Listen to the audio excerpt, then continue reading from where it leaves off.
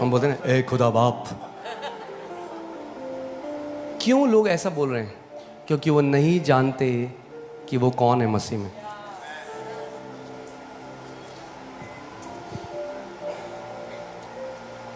मेरी भेड़ें मेरा शब्द सुनती हैं और मैं उन्हें अनंत जीवन देता हूं।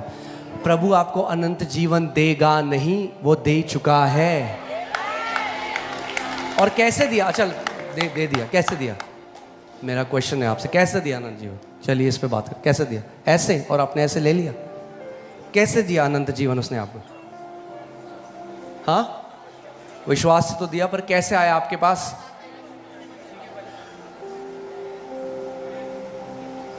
अनंत जीवन क्या है? विश्वास। यूहन्ना 1:4 लगाइए। अनंत जीवन परमेश्वर जोई, जो नेचर है परमेश्वर का। कैसे दिया परमेश्वर ने? आपके पिता ने आपको स्वभाव कैसे दिया? कैसे आया आपके पास? आपके पिता का स्वभाव कैसे आया? कैसे आया? कैसे आया? कुछ को तो पता ही नहीं है। पता नहीं कैसे आया। अरे जन्म के द्वारा आया, लहू से आया। जब हम परमेश्वर से जन्मे तो वो अनंत जीवन जो परमेश्वर का है उसने हमें दे दिया। मगर कैसे दिया? क्योंकि हमने उससे जन्म लिया, उसके द्वारा उसने हमें अनंत जीवन दिया। यूहन्ना 1:12 कहता है, परंतु जितनों ने उसे ग्रहण किया उसने उन्हें परमेश्वर की संतान होने का अधिकार दिया। वे ना तो जो मांस और लहू से, जो इंसान की इच्छा से, मगर परमेश्वर से उत्पन्न हुए हैं। कैसे आया आपके पास नेचर? परमेश्वर उस जन्म के द्वारा आया। आमीन। अब अगर वो आपके अंदर वो नेचर आ गया, अनंत जीवन आपके अंदर है, तो उसको कोई छीन नहीं सकता।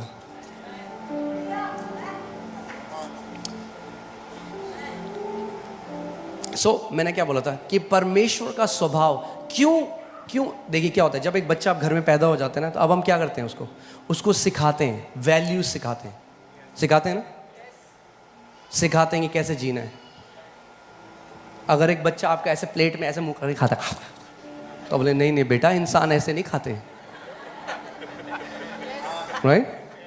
ऐसे ही जब लोग प्रभु के राज्य में जन्म लेते हैं तो अब उनको परमेश्वर सिखाता है कि परमेश्वर के पुत्र की तरह कैसा चलना है। मगर इसीलिए नहीं कि अंत में उनका उद्धार हो। उनका उद्धार हो चुका है। इसीलिए नहीं कि अंत में वो परमेश्वर के परिवार में जन्म लेंगे या परमेश्वर को ग्रहण करेगा। परमेश्वर उनको ग्रहण कर चुका है। अब वो उनको सिखा रहा है कि तुम में कोई भी व्यभिचार ना करे, तुम में कोई भी ये ना करे, तुम झूठ ना बोलो, ये ना बोलो। क्यों ये चीज सिखा रहा है? वो सिखा रहा है कि परमेश्वर का स्वभाव कैसा है, कि हम अपने पिता की तरह चलना सीख सकें। मगर इसीलिए नहीं कि आपको उद्धार मिले। अंत में आपको उद्धार मिल चुका है।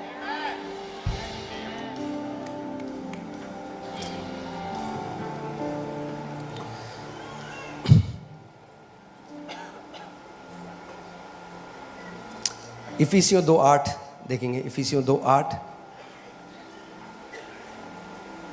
हालेलुया। क्योंकि विश्वास के द्वारा अनुग्रह ही से तुम्हारा उद्धार हुआ है। कैसे हुआ आपका उद्धार? विश्वास के द्वारा अनुग्रह ही से तुम्हारा उद्धार हुआ।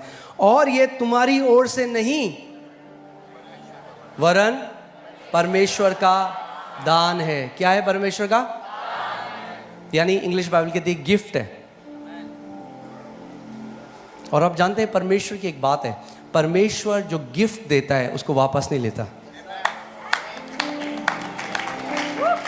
अगर परमेश्वर उद्धार देकर वापस ले लेता है तो वो झूठा ठहरेगा अपने वचन के अनुसार। बोलिए, उद्धार परमेश्वर का गिफ्ट है। गिफ्ट क्या मतलब? क्या होता है गिफ्ट का मतलब? आपको कमाना नहीं पड़ा उसके लिए, फ्री में मिला है। भले उसकी बहुत बड़ी कीमत परमेश्वर ने खुद चुकाई, मगर हमें फ्री में दिया। आमीन। और ये तुम्हारी ओर से नहीं, वरन परमेश्वर का दान है, और ना कर्मों के कारण, ऐसा ना हो कि कोई घमंड करे। ओ हालेलुया। ये कर्मों के कारण नहीं है, किसके कारण है? विश्वास और अनुग्रह के कारण। क्योंकि हम उसके बनाए हुए हैं और मसीह यीशु में उन भले कामों के लिए सृजे गए हैं। आप सृजे, जो नई सृष्टि आप है ना, आप सृजे ही गए हैं भले कामों के लिए। आप भले काम करके नई सृष्टि नहीं बने, आप नई सृष्टि बने भले कामों के लिए। आप सृजे गए हैं उस चीज के लिए।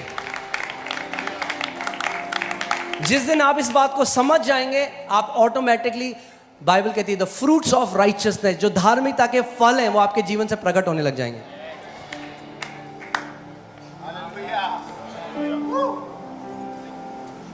आमीन।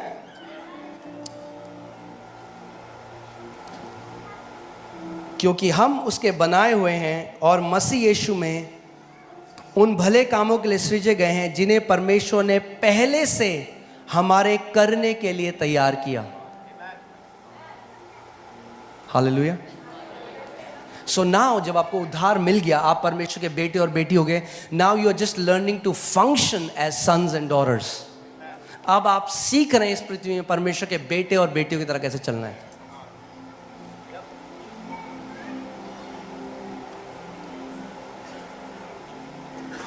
आमीन।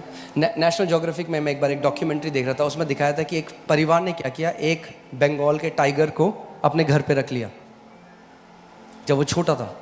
वो बड़ा हो गया, जब वो बड़ा हो गया तो वो इतना भारी हो गया कि बच्चे हर्ट होने लगे। तो फैमिली ने सोचा अब हमें इसको वहाँ पे जंगल में छोड़ना है।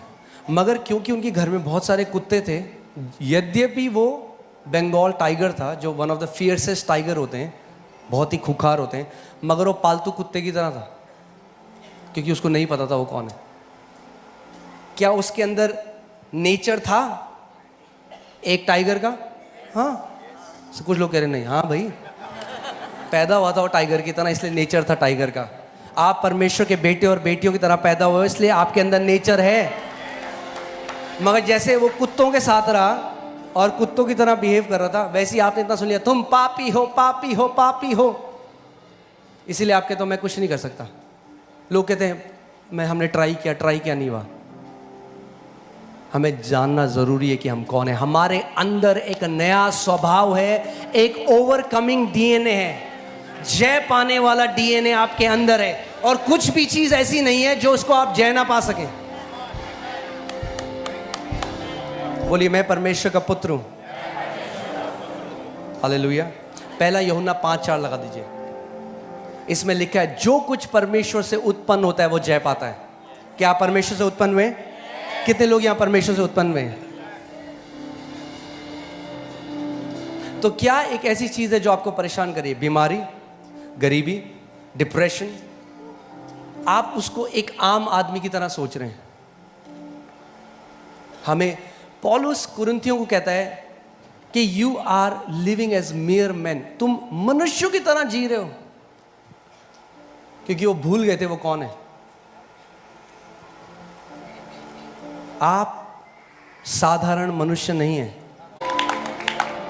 आप परमेश्वर के बेटे और बेटियां हैं।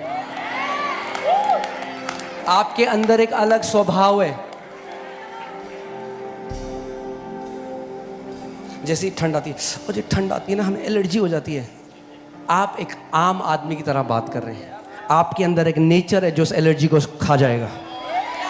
आपके अंदर एक नेचर है जो उस कैंसर को खा सकता है। आपके अंदर एक नेचर है जो डिप्रेशन को खा सकता है।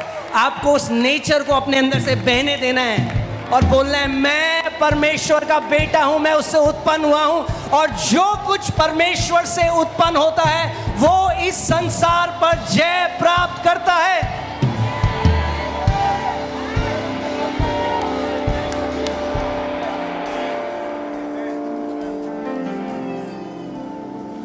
एक बार एक बहन मेरे पास आई, बोला पास्टर जी मैं सिगरेट पीती हूँ और शैतान मेरे को कॉन्डमनेशन, मेरे अंदर दोष लगाता है चर्च आने के लिए। अब हो सकता है कि मैं एक सेल्फ राइचियस हिपोक्रेट की तरह उसको बोलता, अच्छा सिगरेट पीती है, निकल जाओ चर्च से बाहर। मैं आपको सच बता रहा हूँ, जो मैंने उस बहन को बोला, मैंने कोई बात नहीं बहन, मैं भी पीता था प्रभु में आके। यीशु मसीह की तरफ देखते रहो, बढ़ते रहो, कब ये आदत खत्म हो जाएगी आपको पता नहीं चलेगा। और एग्जैक्टली ऐसा ही उनके साथ हुआ। जब छोटा बच्चा पैदा होगा तो डायपर में पॉटी भी करेगा और खाना भी गिराएगा हर जगह, मगर उसको बढ़ने दो। अपने अंदर जो मसीह है उसको बढ़ने दो। आमीन। जो मसीह आपके अंदर रहता है, जो आप नहीं कर सकते अपनी स्ट्रेंथ में, मसीह आपके द्वारा करेगा। यही ग्रेस है, यही अनुग्रह है। जो आप नहीं कर सकते वो मसीह जो आपके अंदर रहता है वो कर सकता है। वो आपको उस डिप्रेशन से बाहर निकाल सकता है, वो आपको उस आदत से बाहर निकाल सकता है।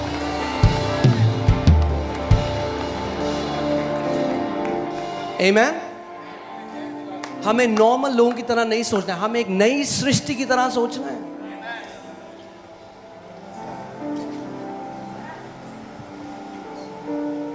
आमीन।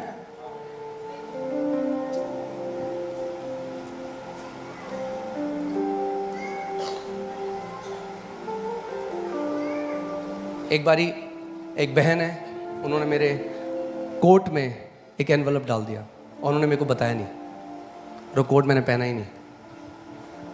और उसके बाद उन्होंने मेरे को 4-5 महीने बाद बताया कि मैंने आपको ना, मैंने वो एनवलप डाल दिया था। अगर आपको नहीं पता आपके पास क्या है तो आप उसको इस्तेमाल भी नहीं कर सकते। जानना बहुत ज़रूरी है कि आपके आत्मा में आज क्या है, वरना आप भी सोचोगे मुझे साइकेट्रिस्ट के पास जाना है, मुझे भी वही गोलियां खानी है। आई एम नॉट अगेंस्ट अगर कोई बंदा यहाँ पे जा रहा है, मगर मैं आप वो जाते रहिए, बट मैं क्या कह रहा हूँ, आपके अंदर एक अलग स्वभाव है, आपके अंदर एक अलग स्वभाव है।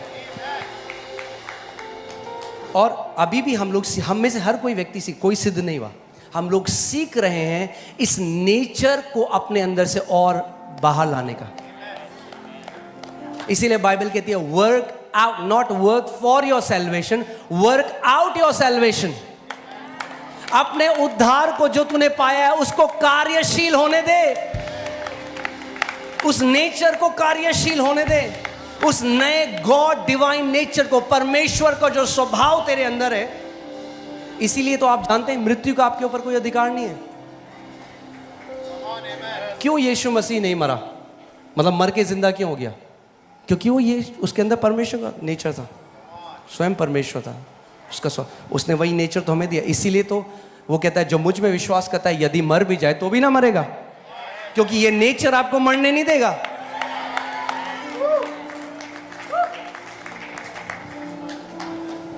इसीलिए अच्छा आप वहां जाते चर्च में, हाँ जी आप उसको मानते हैं, हम यीशु मसीह को मानते हैं।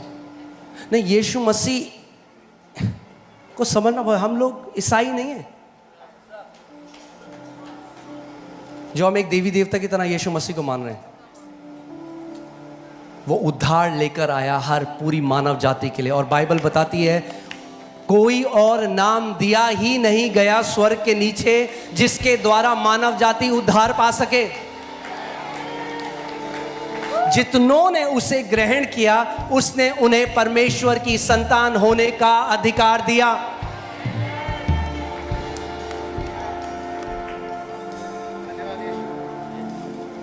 आमीन। और परमेश्वर इतना उत्सुक है कि उसके बेटे जो हैं, जब मैं बेटे कह रहा हूं तो सारी बहनें भी हैं उसमें, जो उसके पुत्र हैं, वो राज्य और प्रभुता करें। कि जिस दिन आपने नया जन्म पाया, आत्मिक स्थानों में उसने आपकी आत्मा को बिठा दिया। कह रहा आप यहां से जी, ये तेरी राइट इमेज है कि तू स्वर्ग में मेरे साथ बैठा हुआ है, कि तू प्रभुता करे। मैंने आपको याद है पिछले संडे हमने देखा था कि हम लोग क्यों बनाया उसने, पुत्रों का शासन अधिकार, अगर आपको याद है, इसलिए मैंने इतना हेवी वर्ड डाल दिया, भूलो ना। बोलिए हम अधिकार के लिए पैदा हुआ मैं। अगर हम अधिकार के लिए पैदा हुए हैं तो सबसे पहले अधिकार हम पता किस चीज़ में दिखाएंगे, ये जो हमें एलर्जी हो जाती है छोटी छोटी, यहाँ से शुरू करेंगे हम अधिकार करना। जब भी फरवरी आता है ना तो मैं होता है, ओके हम वहाँ से शुरू करेंगे। जो चीज़ छोटी छोटी हमें परेशान करी हम वहाँ से अधिकार शुरू करेंगे। फिर से लगाइए पहला यूहन्ना 5:4। मैं चाहता हूं आप देखिए इस बात को। हालेलुया। इस चेतना में जीना बहुत जरूरी है कि आपके अंदर एक नया नेचर है। क्या है आपके अंदर? एक नया स्वभाव है। क्योंकि जो कुछ परमेश्वर से उत्पन्न हुआ है वह संसार पर शायद जय प्राप्त करेगा। जय प्राप्त करता है, और यह विजय जिससे संसार पर जय प्राप्त होती है हमारा विश्वास। यानी अगर आप परमेश्वर से उत्पन्न हुए हैं तो आपके अंदर वो ओवरकमिंग डीएनए है। क्या है आपके अंदर? डीएनए है।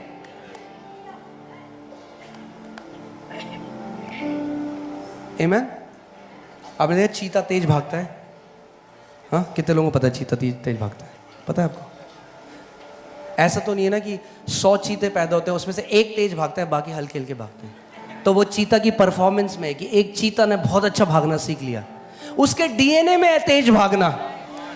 हमारे डीएनए में है जय पाना। परमेश्वर ने हमारे डीएनए के अंदर डाल दिया है कि हम जय पाएं, हम जय में जिए, हम डोमिनियन में जिए, हम अथॉरिटी में जिए, हम शासन अधिकार में चलें।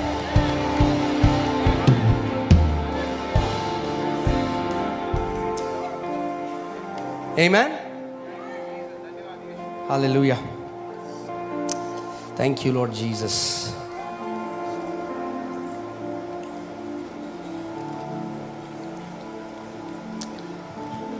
इसीलिए पूरा सुसमाचार कर्म तो बहुत बाद में आते हैं, इस बारे में है कि आप क्या परमेश्वर से जन्मे हैं या आप परमेश्वर से जन्मे नहीं हैं। बाकी सारी बातें बाद में आती हैं। यूहन्ना की पत्री 3 अध्याय में निकोदेमस, जो एक फरीसियों का एक गुरु था, वो यीशु मसीह के पास आता है और वो कहता है कि जो चीज़ें तू कर रहा है, जो चिन्ह तू दिखा रहा है, वो कोई आम आदमी नहीं कर सकता, तो तू कैसे ये कर रहा है? इसीलिए अब यीशु मसीह उसको बता रहे हैं, वो बता रहे हैं कि मैं अलग हूँ, मैं और रिलीजियस टीचर से अलग हूँ। और वो क्या कह रहे हैं देखिए, यीशु ने उसको उत्तर दिया, मैं तुझसे सच सच कहता हूँ, यदि कोई नए सिरे से ना जन्मे तो परमेश्वर का राज्य देख नहीं सकता। पूरी बात किस चीज में घूम रही है कि नया जन्म लेना जरूरी है। आमीन। निकोदेमस ने उससे कहा, मनुष्य जब बूढ़ा हो गया तो कैसे जन्म ले सकता है? क्या वह अपनी माता के घर में दूसरी बार प्रवेश करके जन्म ले सकता है? वो शारीरिक तरीके से सोच रहे हैं, जैसे कई लोग सोचते हैं दोबारा जन्म शारीरिक तरीके से। अगर आप दोबारा जन्म शारीरिक तरीके से ले भी लोगे तो क्या हुआ? शरीर ही तो पैदा होगा। आप अभी भी तो शरीर हो। दोबारा जन्म लेना उद्धार नहीं दे सकता। देखिए वो क्या कह रहे हैं। यीशु ने उत्तर दिया, मैं तुझसे सच सच कहता हूं, जब तक कोई मनुष्य जल और आत्मा से ना जन्मे तो वह परमेश्वर के राज्य में प्रवेश नहीं कर सकता। क्या क्वालिफाई करता है आपको परमेश्वर के राज्य में प्रवेश करना? कर्म नहीं, जल और आत्मा से जन्म लेना, यानी परमेश्वर का जो वचन है और उसका जो आत्मा है, उसके द्वारा जब आप जन्म लेते हैं तो आप परमेश्वर के राज्य में प्रवेश कर सकते हैं। आमीन। आगे देखिए, क्योंकि जो शरीर से जन्मा है वह शरीर है और जो आत्मा से जन्मा है वह आत्मा है। इसीलिए हम इसको कहते हैं हमारा दूसरा जन्म है। कैसे दूसरा जन्म? मतलब जो हमने जन्म लेके, पहले आपका जो जन्म हुआ, जो आप बर्थडे मनाते हैं अपना, वो आपका शारीरिक जन्म है। आपने एक शारीरिक जन्म लिया, मगर जब आपने उद्धार पाया तो आपने एक आत्मिक जन्म लिया। इसीलिए हमारा एक शारीरिक पिता है और हमारा एक स्वर्गीय पिता है। जब हमने उससे जन्म लिया तो हम उसकी संतान बन गए। इसीलिए परमेश्वर को पिता कहना कोई टाइटल नहीं है। ये टाइटल नहीं जो हम कह रहे हैं, हे पिता